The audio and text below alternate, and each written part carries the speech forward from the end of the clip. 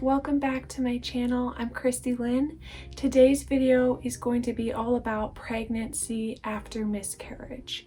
A while back, I shared a video on my miscarriage story when I announced my current pregnancy, and a lot of you all are finding me through that video. So YouTube is telling me that there are a lot of people searching for information about pregnancy after miscarriage. I had an early miscarriage. It's also known as a chemical pregnancy.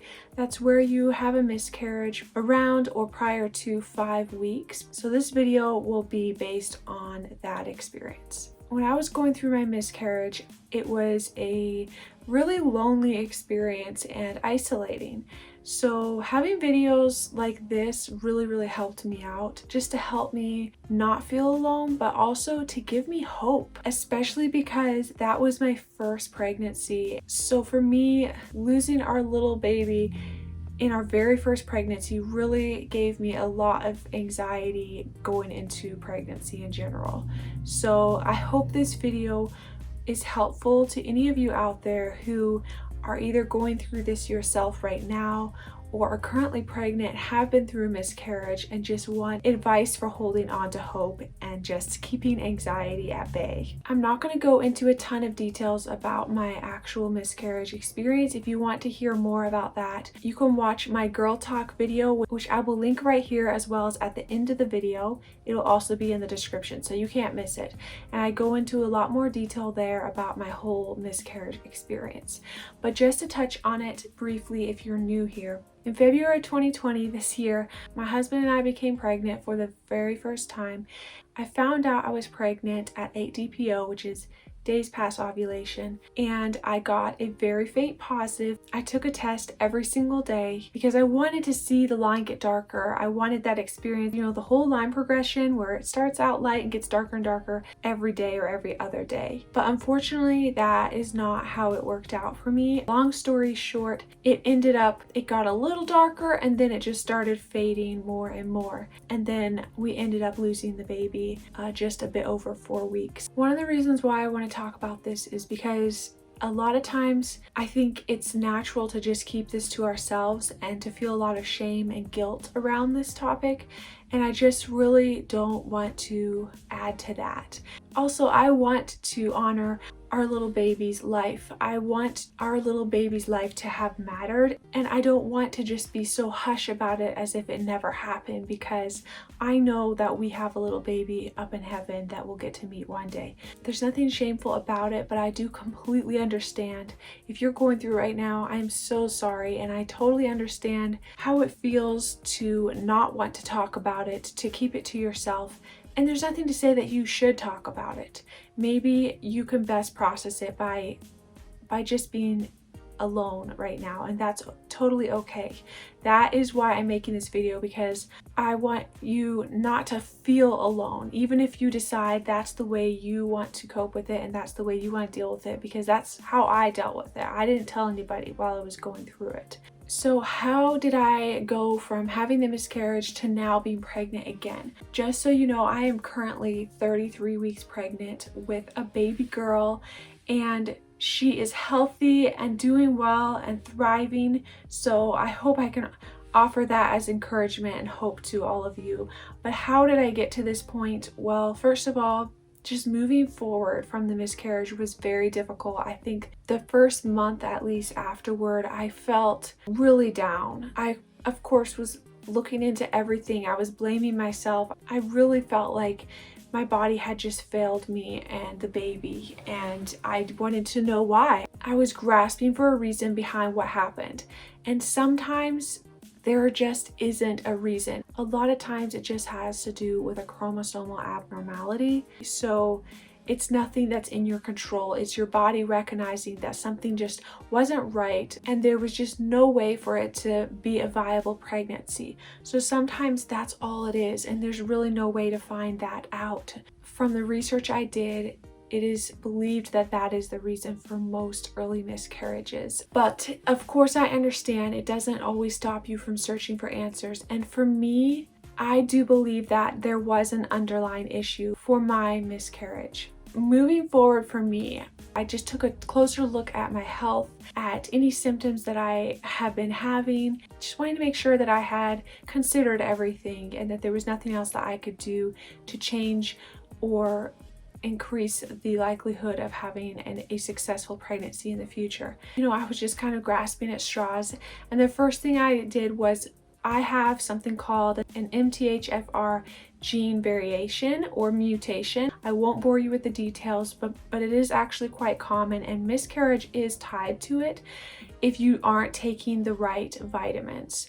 So I was taking the right vitamins, but because that's the only thing I knew that was wrong with me, I immediately blamed that and thought maybe that was it. I really 100% had thought I was doing what I needed to do for it. And you know what? I was. It turned out I definitely was, and that was not the reason for it. But just to touch on it briefly, I believe that I had what's called progesterone deficiency. I was having some spotting and some bleeding in between my periods for probably the past year. I had even been to the doctor about it, and they didn't dig very deep and just said I was healthy, even though, you know, I went to the doctor prior to us even trying to have kids because I was concerned about it. Something triggered me in my research, and I shifted my focus to that, and it turns out that I do believe that I have progesterone deficiency, which I can do a whole nother video on that and how I corrected it. And I do believe that that is why I've been able to sustain this pregnancy, this little girl right here, because I was able to correct that deficiency. And that is something I had no idea about. I did all the right things. I went to the doctor and I tried to find out if it was something going on, and they told me, no, everything looks fine, you're healthy. But sometimes doctors miss things, and like I said, sometimes there's just no answer, and it just gets summed up to a chromosomal abnormality, and you just have to trust your body and move forward. So that is what I did. We had the miscarriage at the end of February. I made a few changes that I felt were worth trying, and then April we were pregnant again with this little girl. But what I did differently, like I mentioned, I took another look at my health, made a couple of changes, and these changes I hesitate to mention because everybody's different. So I don't want you to run out and try to do what I did, because my situation is likely different than your situation. However, I will make a separate video on exactly what I did for my specific situation, progesterone deficiency. If you think that would be helpful, I will definitely do a video just on that. But I am a little nervous. I don't want to just say do this and you're going to be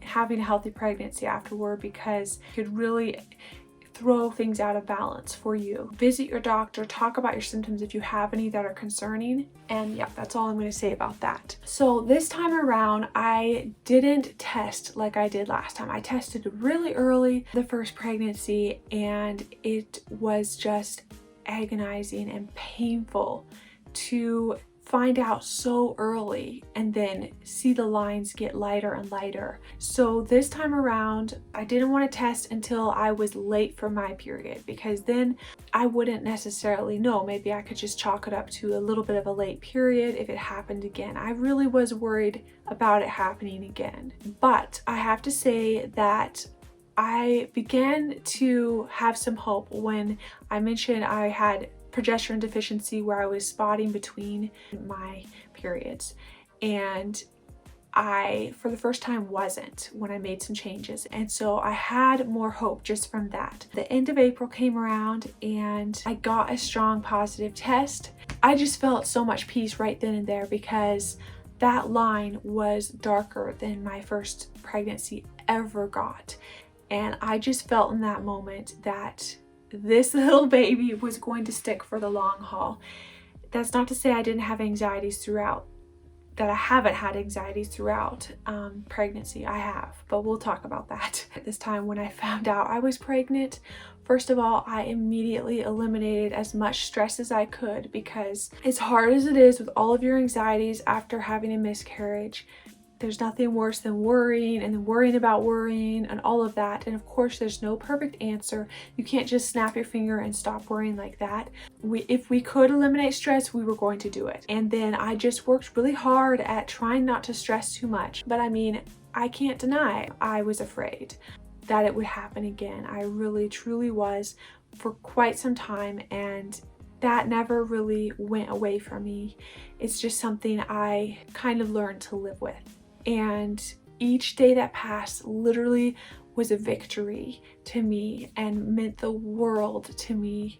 And I just prayed and I thanked God for every day that passed and just remained grateful, and just being grateful for the baby that was growing day by day was a huge part in helping relieve some of that anxiety. But was the anxiety totally gone? No, of course not. I don't think a lot of us can experience something like that and then just snap out and have no anxiety or worries about it at all. But everybody also deals with it differently. So, and that's the other thing I want to talk about, which is the different emotions that you might feel when pregnant after a miscarriage. So, of course, we've already talked about the anxiety, the fear of it happening again, but sometimes when I started to get morning sickness, sometimes I would find myself feeling guilty because, you know, I was a little frustrated that I felt so sick. And so I would feel really guilty for even having any negative feelings at all about this pregnancy. And so just give yourself grace because you went through something hard, and there is no perfect way to grieve, and there's no perfect way to move forward. Allow yourself to feel all the pregnancy feelings. So if you are feeling morning sickness and blah, then it's okay not to feel the greatest about it. Respect your emotions and your feelings and feel them. Allow yourself to truly feel them, because that is part of the pregnancy experience. I had to remind myself to be nice to myself. So don't feel bad if you feel super afraid or anxious, and don't feel bad if you don't feel those things. And if you do feel excited for your pregnancy, or you do feel frustrated for feeling sick, allow yourself those emotions. There's no right or wrong way to grieve, and there's no right or wrong way to move past a miscarriage. And you know what? Sure enough, I was enjoying this pregnancy. When I got to the second trimester, it was wonderful, you know, that blissful period of pregnancy where the sickness goes away and it's just you have all that energy. And as the weeks passed, the worry lifted a little bit. I think it's always going to be there a little bit, but there is hope, and you can be encouraged in your pregnancy, and it's not all going to be fear and anxiety. I hope this video was helpful in just giving you the okay to feel how you feel, to grieve how you grieve. If you enjoyed this video, I think you'll also like the video I did talking about all my early pregnancy symptoms and also sharing in more detail about my early miscarriage. So I'm going to link that on the screen right here as well as in the description.